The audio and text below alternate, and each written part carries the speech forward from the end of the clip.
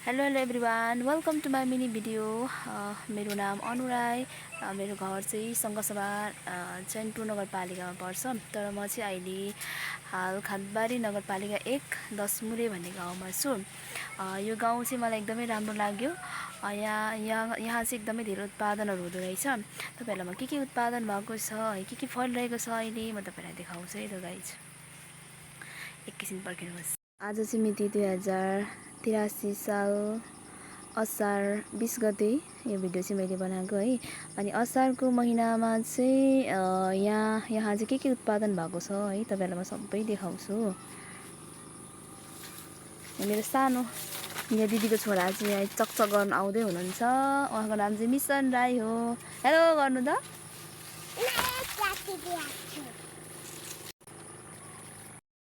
यो चाहिँ डल्ले खोर्सानीको बोट हो।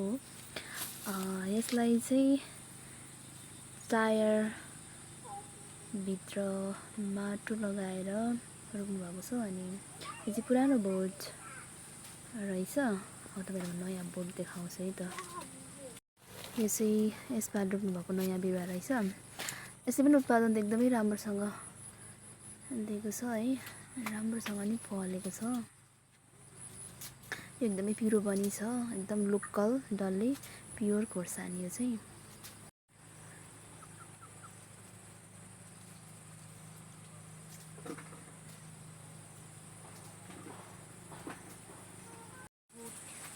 यो चाहिँ मेवाको बोट हो।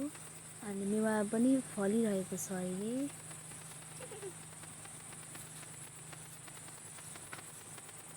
पनि बोट छ यहाँ मेवाको, अस्ति पनि फल्न सुरु गरेको छ। यो चाहिँ ब्रिन्जलको बिरुवा हो। अनि ब्रिन्जल पनि है तपाईँले देख्न सक्नुहुन्छ फलिरहेको छ, काँक्रा पनि फलिरहेको छ। काँक्रा पनि यसरी फलिरहेको छ। थाक्रा लगाउनु भएको छ एकदम मजाले। अनि यहाँ माथि पनि फलिरहेको छ काँक्रा, देखिँदैन यहाँबाट। एकदमै राम्रो छ काँक्रा, खाउँ खाउँ लाग्ने छ है गाइस। यहाँ चाहिँ त्यसको त माटो नै मलिलो भएर होला। घाँसहरूको बोट पनि कति ठुल्ठुलो हो। यो बिरुवाहरू पनि नेपियर घाँस हो। यो चाहिँ एकदमै मजाले फस्टाएको छ। अनि यो त नफल्ने चिज चाहिँ केही छैन, जे पनि हुँदो रहेछ। अब यहाँ अलैँची पनि छ। यो अलैँची पनि यहाँनिर चाहिँ फल्दो रहेछ त्यतिर फेरि। अनि तपाईँको यहाँ दानाको बिरुवा पनि छ। दाना पनि फल्ने रहेछ यतातिर। यहाँतिर कोल पनि फल्ने रहेछ। कोल पनि एकदमै मिठो थियो यहाँको, मैले पनि खाएँ अस्ति। बिरुवाहरू रोप्नु भएको रहेछ यसरी चाहिँ कलमी गरेर रोप्नु भएको दानाको बिरुवा होला सायद, मलाई त्यस्तै लाग्यो। यतातिर चाहिँ फेरि असारको महिनामै फर्सी पनि पाकिसकेको छ यतातिर। यहाँ पनि देख्न सक्नुहुन्छ तपाईँहरू पनि। यता अर्को पनि छ फर्सी यतातिर रहेछ। यसरी फर्सीहरूलाई चाहिँ थाक्रा काँक्रा र फर्सी एकै ठाउँ छ यहाँनिर। काँक्रा नि फलेको छ, तर फर्सी पनि फलेको छ यहाँनिर चाहिँ सिमल तरुलको बिरुवा हो। हाम्रोतिर चाहिँ सिमल तरुल भन्छौँ, यतातिर चाहिँ के भन्नुहुन्छ त्यो चाहिँ थाहा भएन। अनि यहाँ चाहिँ कोदोको बिउ राख्नु भएको रहेछ। अनि कोदोको बिउ पनि मजाले उम्रिरहेको छ। कोदोको बिउहरू सबै यिनीहरू चाहिँ। तर अचम्मै लाग्यो कि कोदोको बिउ यहाँ उम्रिँदै पनि छ, अनि फेरि कोदो पनि पाकिरहेको छ। अब हाम्रोतिर चाहिँ यतिखेर कोदो रोप्छौँ, पछि कार्तिक मङ्सिरमा पाक्छ। तर यतातिर चाहिँ कोदो पनि पाकिरहेको छ। मलाई छक्कै पऱ्यो म चाहिँ। अनि धान, अब तौली धान पनि पाकिरहेको छ। तौली धान चाहिँ हाम्रोतिर पनि पाक्छ, तर यो कोदो चाहिँ यतिखेर पाकेको चाहिँ मैले थाहा थिएन कि। कल टमाटर पनि फलिरहेको छ। अचार चाहिँ एकदमै दामी हुन्छ यसको।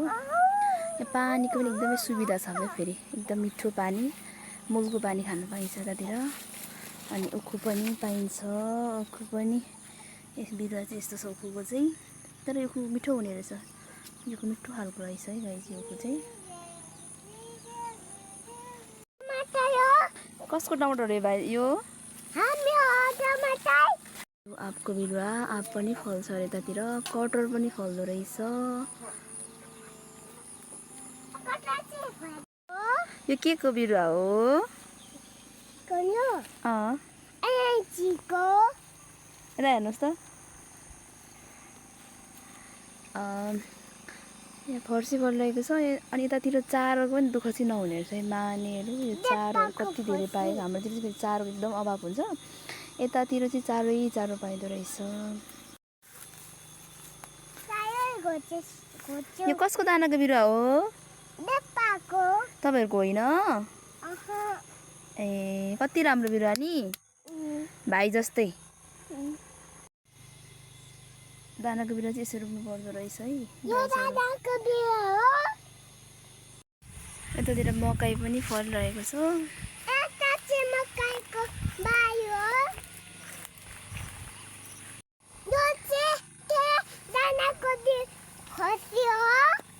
दानाको बिरुवा हो चाहिँ यसरी रोप्नुपर्छ। यहाँ दाना चाहिँ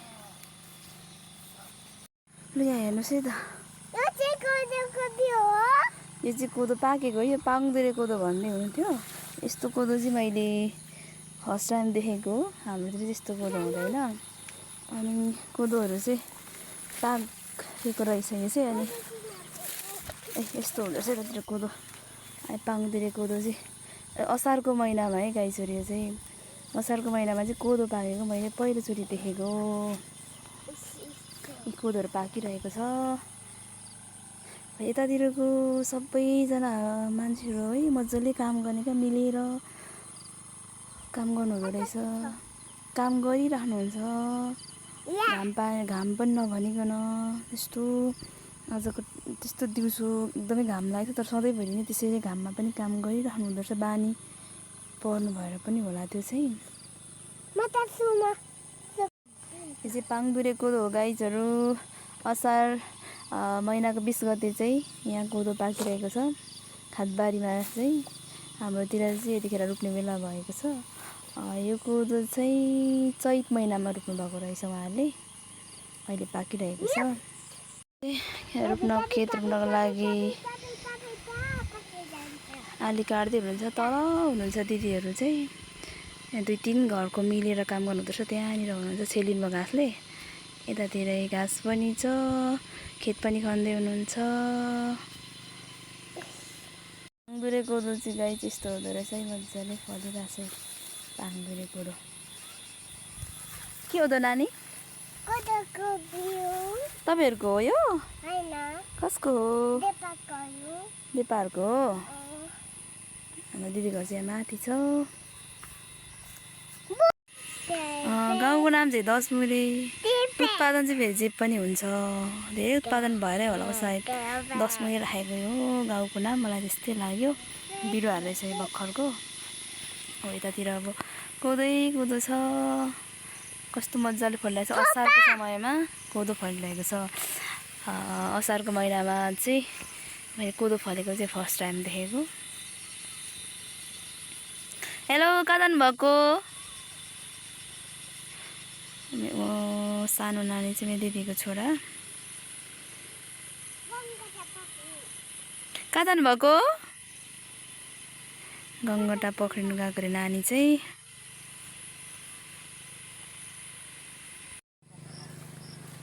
यो चाहिँ अदुवाको बिरुवाहरू हो। अदुवा चाहिँ यसरी रोप्नुपर्ने रहेछ। मजाले फस्टाइरहेको छ। यो चाहिँ परालको कुन्यु हो। पोहोरकै रहेछ यो चाहिँ। बस्तुले घाँस चाहिँ मजाले खान्छ। बस्तु गोरु भैँसीले मजाले खान्छ। यो चाहिँ घाँस हो। बस्तु गोरुको लागि एकदम राम्रो घाँस यो चाहिँ। यो चाहिँ तरकारी खाने निगुरो। यसको तरकारी मिठो हुन्छ। यस्तो पनि हुँदो रहेछ। यस्तो निगुरो चाहिँ यस्तो हुँदो रहेछ है यतातिर चाहिँ।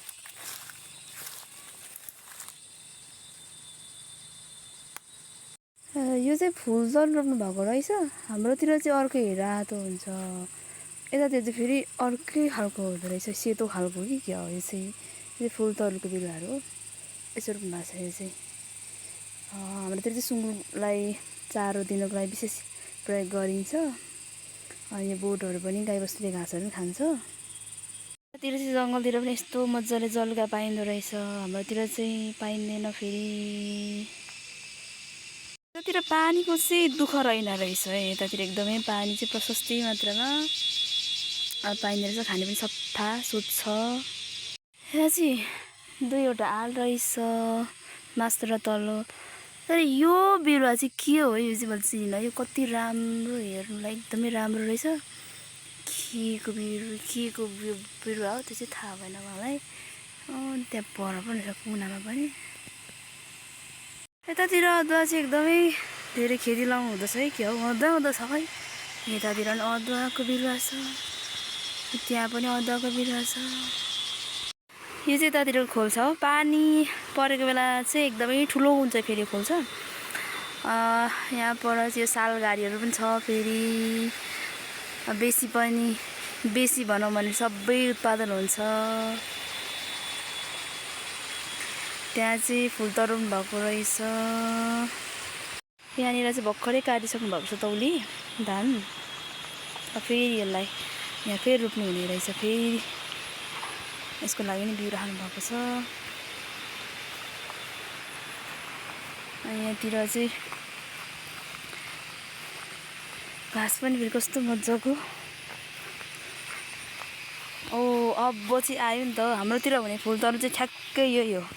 हाम्रोतिर चाहिँ यस्तो खालको फुलतरुको बिरुवा पाइन्छ, तर यतातिर चाहिँ यो खालको नि पाइँदो रहेछ। मैले दुई खालको देखेँ आज। यसै रोप्नुपर्छ कि के हो, रोप्दाखेरि चाहिँ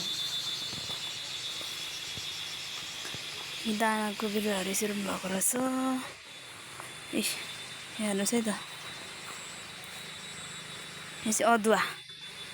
हाम्रो राई मतवालीको चाहिँ अदुवा नभए हुँदैन, एकदमै कुल गर्दा पनि अदुवा चाहिन्छ। अब खानको लागि तरकारी पनि मिठो हुन्छ, चाहिन्छ। फर्सीहरू रहेछ,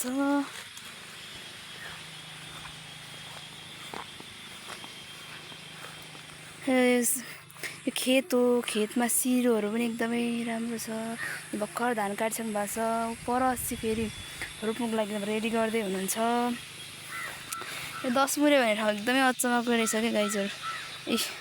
अब अदुवा भने त यस्तो मजाले चाहिँ रोप्नु भएको छ। अनि अस्ति भेनाले रोप्नु भएको जस्तो लागेको थियो, अस्तिको चोटि आउँदाखेरि खन्दै हुन्थ्यो, सायद उहाँले नै रोप्नु भएको होला। काँक्राको बिरुवा रहेछ।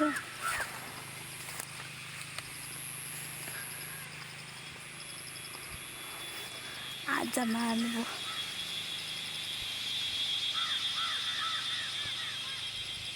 अदुवा अनि जङ्गलहरू।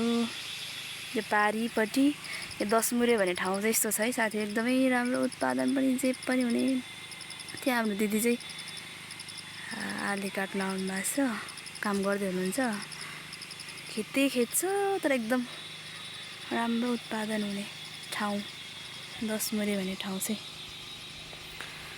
भन्दै आजलाई यति नै। Thank you all of you, bye bye, see you next time.